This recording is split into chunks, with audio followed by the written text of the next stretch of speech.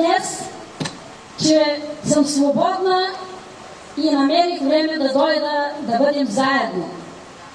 Много години знаете, че се борим за какво ли не. Но няма кой да чуе българския народ.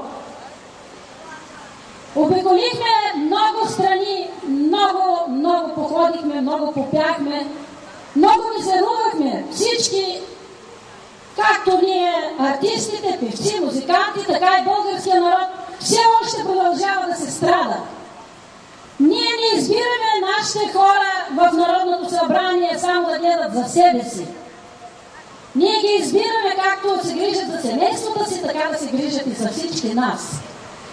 Затова днес аз дойдох да подкрепя движение днес и да кажа също и на монополистите да престанат или по-малко да краднат.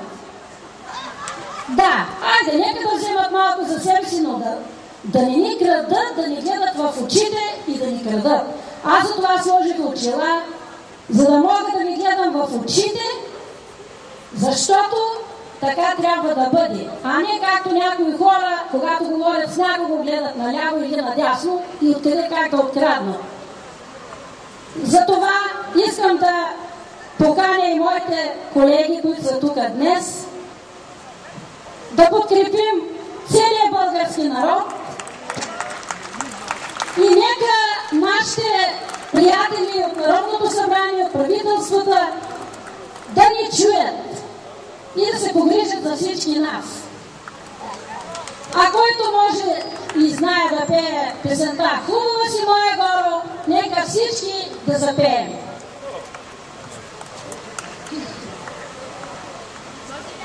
Хубава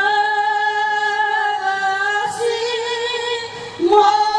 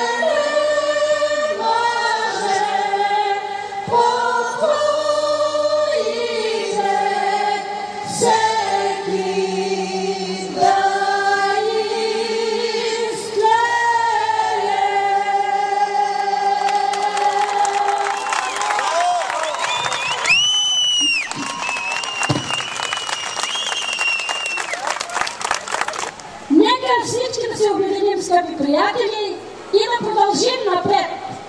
И да се борим с всички, които ни ограбват.